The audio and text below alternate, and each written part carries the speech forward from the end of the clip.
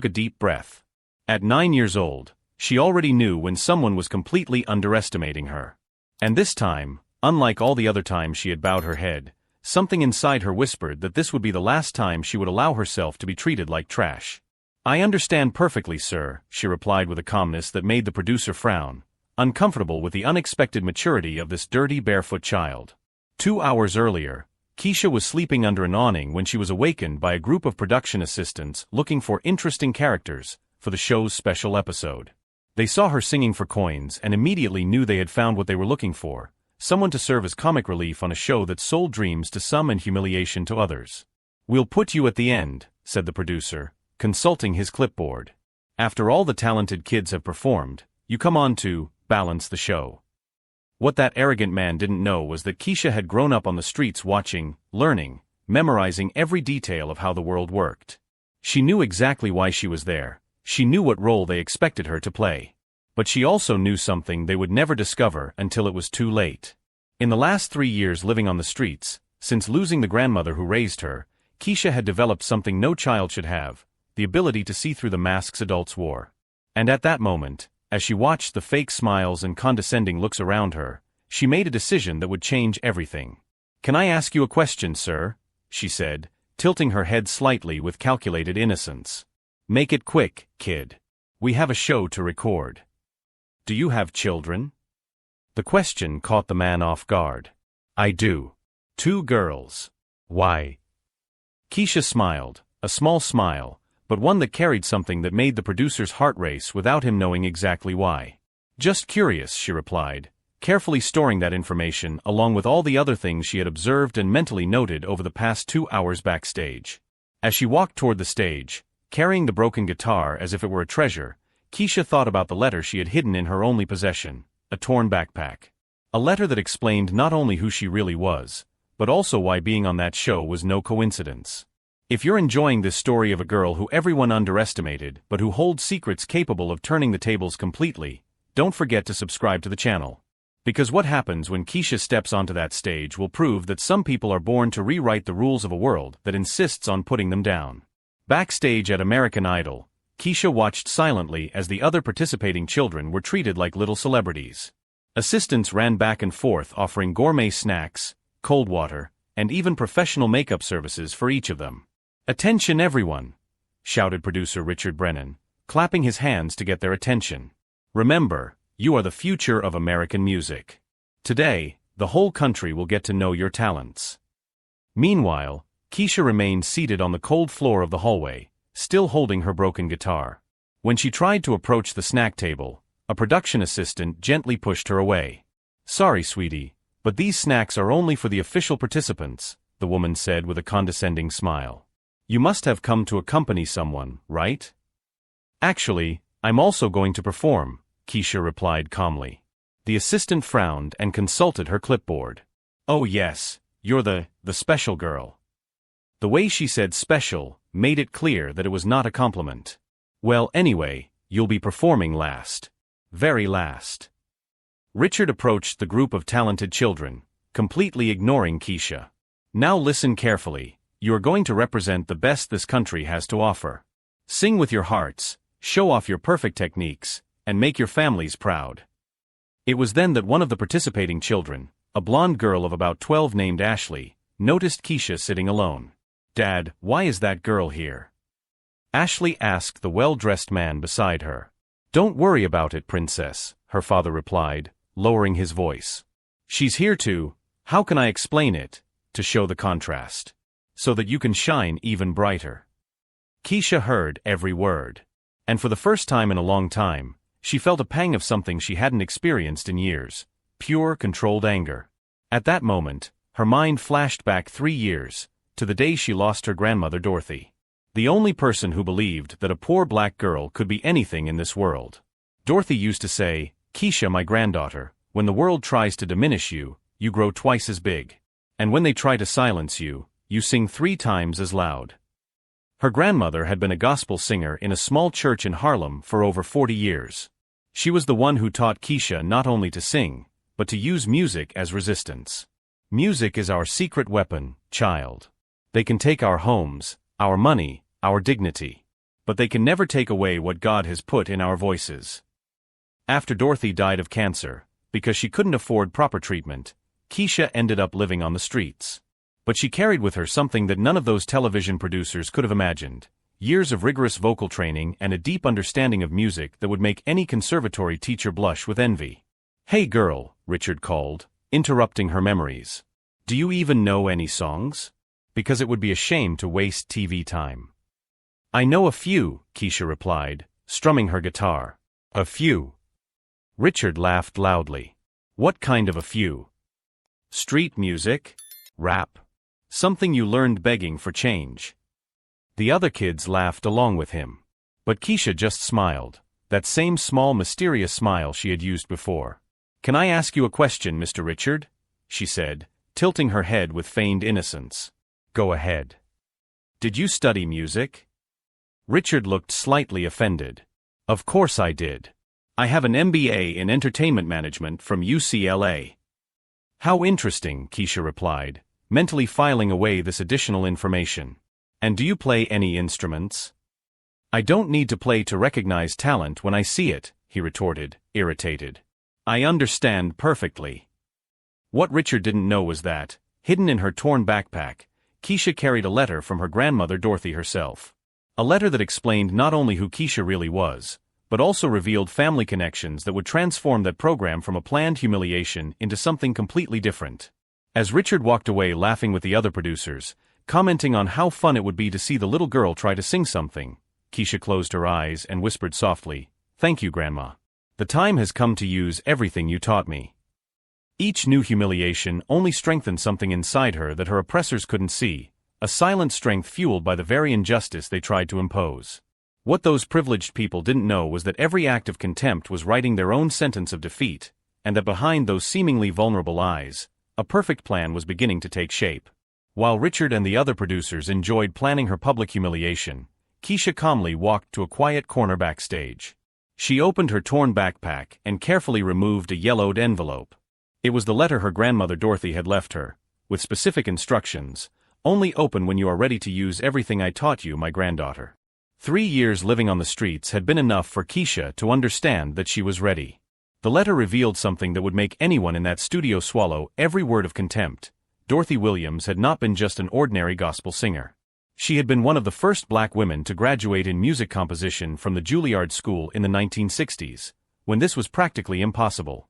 More importantly, she had been the personal mentor of James Mitchell, the current CEO of the television network that produced American Idol. "James has always been like a son to me," Dorothy wrote in the letter. "If you ever need help, go to him. But remember, don't ask for charity. Show him what you're capable of first." Keisha put the letter away and smiled. Even after her death, her grandmother was still teaching her strategy. "Hey you, street girl," shouted Ashley, the blonde contestant, approaching with a group of other children. "My dad is curious to know how you got in here. Did you lie on your application?" "I didn't lie about anything," Keisha replied calmly, tuning one of the loose strings on her guitar. "Oh sure," Ashley said dismissively. "So you really think you stand a chance against us? I've been studying at the Manhattan Conservatory for 6 years. I have private teachers who cost more per hour than you probably see in a month." The other kids laughed. But Keisha just kept tuning the instrument, testing each note with a precision that made Ashley frown, annoyed. "Do you even know how to read music?" another girl taunted. "I know a few things," Keisha replied, and for the first time allowed a small smile to appear on her lips. What these privileged children didn't know was that, in addition to her rigorous training with Dorothy, Keisha had spent the last 3 years practicing in places they could never imagine. Subway stations with perfect acoustics, where she learned to master her own voice without a microphone. Urban tunnels where she discovered how to make a broken guitar sound like a Stradivarius. Noisy street corners where she developed the ability to maintain rhythm and pitch even under extreme pressure. Every cold night, every hungry day, every look of contempt on the streets had been, without her knowing it, training for this moment. It was then that she noticed an older man watching discreetly from the other side of the stage. Gray hair, gold-rimmed glasses, elegant but warm posture. Their eyes met for a brief moment, and something in his gaze made Keisha's heart race. The man approached slowly, completely ignoring Ashley and the other girls. "Excuse me," he said, addressing only Keisha. "May I ask your full name?" "Keisha Dorothy Williams," she replied, deliberately emphasizing her middle name. The man stood motionless for a few seconds. His eyes filled with tears, which he tried to hide by adjusting his glasses. "Dorothy Williams was your—" "My grandmother." James Mitchell, the network's executive director, felt as if he had been punched in the stomach. Dorothy had died 3 years ago, and he hadn't even known she had family. The woman who had changed his life, who had taught him that music had no color or social class, who had guided him through difficult times when he was just a young black man trying to survive in the entertainment industry. "Where have you been all these years?" he asked, his voice breaking. "On the streets. Ever since she died." James closed his eyes, feeling the weight of guilt. If he had known, if he had looked for her. "Do you sing like her?" he asked. "She taught me everything I know." "And you came here too?" Keisha glanced toward the stage, where Richard was still laughing with other producers, probably telling someone about the prank they were going to play on her. "To show what I'm capable of," she replied simply. James understood immediately. Dorothy always said that the best revenge against prejudice was excellence that could not be denied. "Can I do you a favor?" he asked discreetly. "Actually," said Keisha, "can I ask you a favor?" "Anything. Don't interfere. Let them do exactly what they plan to do to me." James frowned, confused. "But they're going to try to humiliate you publicly." "I know. And when they try, I want you to record everything. Every second, every reaction, every word they say." The smile that appeared on Keisha's face at that moment was identical to the one Dorothy used to give when she was about to teach someone an unforgettable lesson. "They think they know who I am," she continued, strumming the guitar strings. "But they know nothing about what I carry inside me.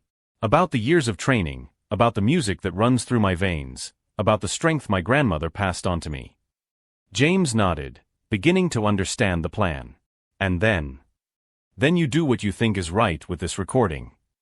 At that moment, Richard reappeared, interrupting the conversation without even noticing who the man talking to Keisha was. "Hey girl. It's your time to shine," he said with a cruel smile. "We hope you entertain us well out there." Keisha stood up, adjusted the guitar on her back, and walked toward the stage. But before she was out of earshot, she turned to James and whispered, "My grandmother always said that God gives us talents not only to elevate ourselves, but to elevate others who will come after us. Today is not just about me." James watched the girl walk with a dignity that contrasted sharply with her simple clothes and broken guitar. For a moment, it was as if Dorothy were there again, ready to rewrite the rules of a world that insisted on underestimating people like them. While Richard organized the cameras to capture what he believed to be cruel entertainment at the expense of a vulnerable child, James discreetly instructed his own film crew to record absolutely everything. Every word, every reaction, every second of what was about to happen. Because something told him that this would not be an ordinary humiliation.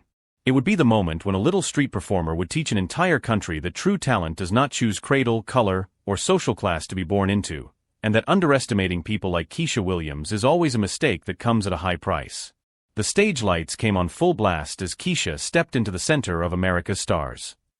The audience of over 500 people murmured quietly, some discreetly taking photos of the street girl holding a broken guitar.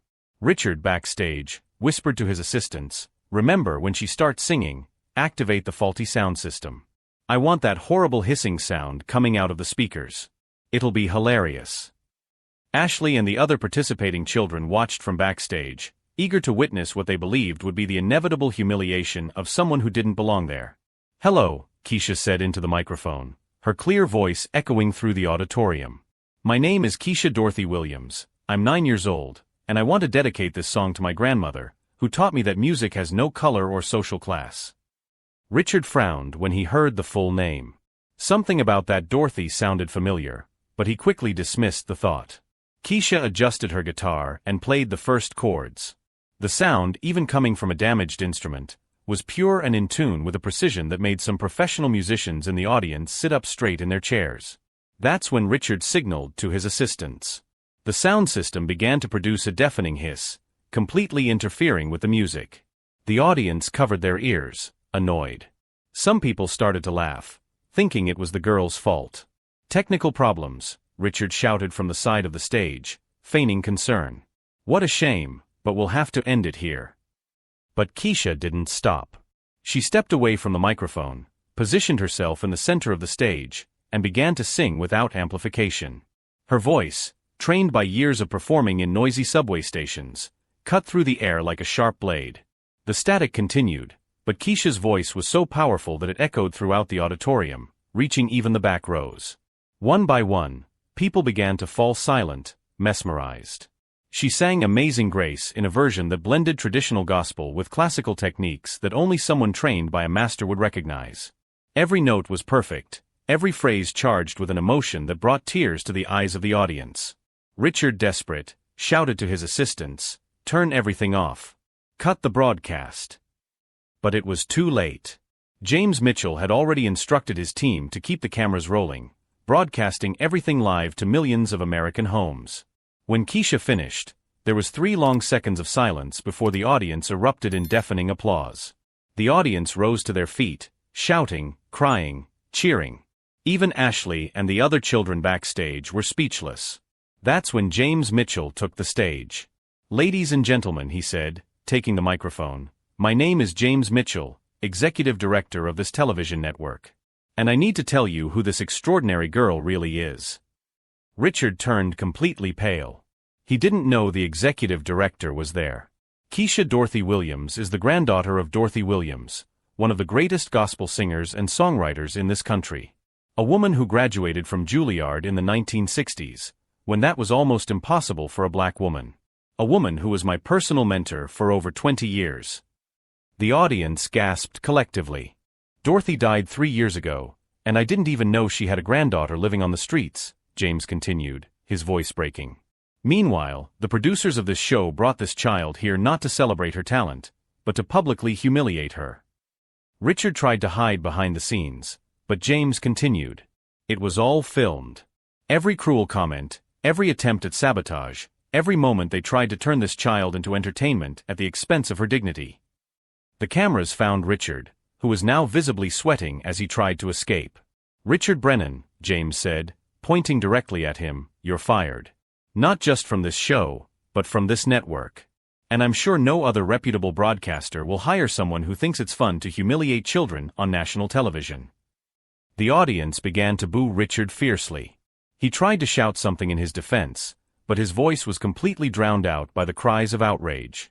"As for you," James turned to Ashley and the other children backstage, "I hope you've learned a valuable lesson about judging people by their appearance."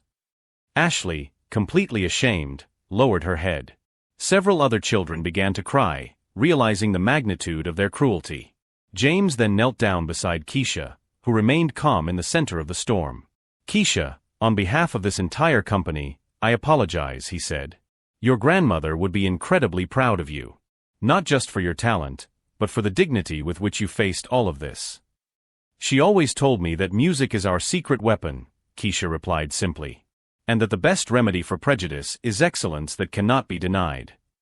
The phrase echoed through the auditorium, captured by cameras and broadcast to millions of people. At that moment, Richard was escorted out of the building by security guards, while the audience continued to applaud. His 20-year career in television had ended in a matter of minutes, destroyed by his own arrogance and cruelty. As the program's credits rolled with Keisha being embraced by James on stage, a powerful truth reverberated across the country.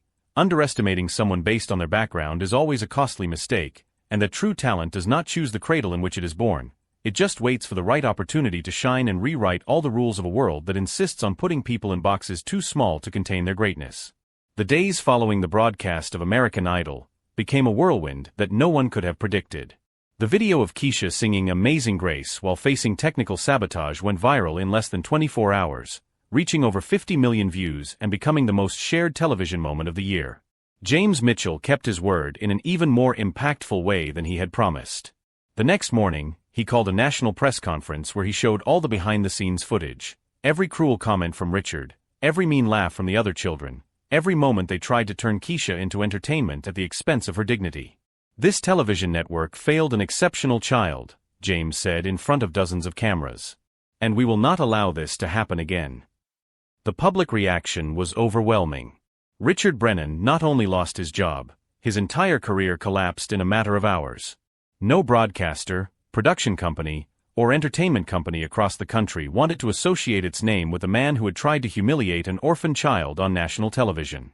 His social media accounts were flooded with over 2 million messages of condemnation, forcing him to leave Los Angeles and move to a small town where no one knew him. Ashley and the other participating children faced their own consequences. Ashley's parents, mortified by the national exposure of their daughter's cruel behavior, immediately withdrew her from the Manhattan Conservatory and enrolled her in a regular public school, where she had to learn to get along with children from all social backgrounds. "We want our daughter to learn the value of humility," Ashley's father said in a later interview, clearly trying to salvage the family's reputation. But the most extraordinary thing was what happened to Keisha herself. James Mitchell didn't just apologize. He turned the whole situation into an opportunity for real change. He immediately created the Dorothy Williams Program, named after Keisha's grandmother, offering full music scholarships to talented children from underprivileged communities. Keisha became the program's first beneficiary, receiving not only a full scholarship to study at the prestigious Los Angeles Music Academy, but also a home. James and his wife, Margaret, who had never been able to have children, formally asked to adopt her. "Dorothy always said that music connects us as a family," James explained on the day of the official adoption. "Keisha is not just a talented child we are helping. She has brought back something we lost when Dorothy left us." 6 months after the broadcast, Keisha performed at Carnegie Hall as a guest soloist with the New York Philharmonic Orchestra. The concert, broadcast live across the country, raised over $5 million for the Dorothy Williams Program, which had already benefited more than 200 children in similar situations. During her performance at Carnegie Hall, Keisha dedicated the music to the memory of her grandmother Dorothy, but also to all children who are judged by the color of their skin, their background, or the clothes they wear, before anyone bothers to get to know the talent they carry within themselves. The audience wept openly when she mentioned that she had spent 3 years sleeping on the streets of Los Angeles, just a few miles from the theater where she was now receiving a standing ovation. The Stars of America program was completely revamped. James implemented new protocols that included child psychologists, social workers, and a strict zero-tolerance policy against any form of discrimination or humiliation of participants. "Talent does not choose its birthplace, color, or social class," became the show's new slogan, emblazoned in gold letters on the stage where Keisha had been humiliated and then triumphed. Richard, for his part, tried several times to rehabilitate himself publicly, giving interviews in which he claimed to have learned from his mistakes. But each attempt only reignited public outrage. He ended up working as a used car salesman in a small town, bitterly discovering that a lost reputation is one of the hardest things to recover. 2 years after the episode, Keisha, now 11, released her first album, Voices from the Street, where she performed classic songs adapted with gospel influences she had learned from Dorothy.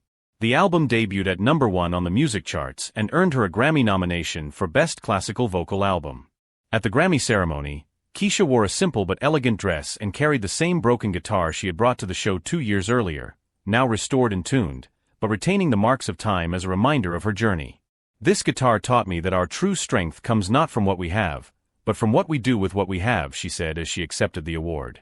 "And that sometimes we need to be at our lowest point to discover how high we can fly." Ashley, who had watched the ceremony from home, sent Keisha a handwritten letter a few days later, sincerely apologizing for her cruel behavior and revealing that the experience had completely changed her perspective on privilege and humility. "You taught me that true talent has nothing to do with the opportunities we are born with, but with the courage to keep singing even when they try to silence us," Ashley wrote. Keisha responded to the letter, and the two eventually became friends, proving that even the deepest wounds can be turned into bridges when there is sincerity on both sides. James Mitchell often reflected on how a moment of injustice had become the catalyst for such profound change. "Dorothy always said that God uses unexpected people to teach lessons the world needs to learn," he commented in an interview. "Keisha wasn't just a child we found, she was the teacher we needed." Keisha Williams' story became much more than a case of individual triumph. She rewrote the rules about how talent is recognized and celebrated in America, proving that true excellence knows no color, social class, or origin. Today, at age 13, Keisha divides her time between advanced music studies, charity performances, and artistic direction of the Dorothy Williams Program, which has benefited more than 1,000 children across the country. She has never forgotten her origins, regularly visiting shelters and underserved communities to identify new talent and offer opportunities. My grandmother always told me that our gifts are not just to elevate ourselves, but to build bridges so that others can rise as well, she often repeats to children she meets in situations similar to the one she experienced. The lesson that resonates to this day is simple but powerful. Underestimating someone based on their appearance, origin, or current situation is always a mistake that comes at a high price. Because true talent doesn't ask permission to shine. It just waits for the right opportunity to rewrite all the rules of a world that insists on putting extraordinary people in boxes too small to contain their greatness. And Richard Brennan? He discovered in the worst possible way that trying to diminish someone else to feel greater is always a strategy that ends up diminishing only those who practice it. If this story of a girl who turned humiliation into triumph and prejudice into opportunity touched your heart, don't forget to subscribe to the channel. Because stories like Keisha's remind us that true victory is not in defeating our enemies, but in becoming so extraordinary that they become irrelevant.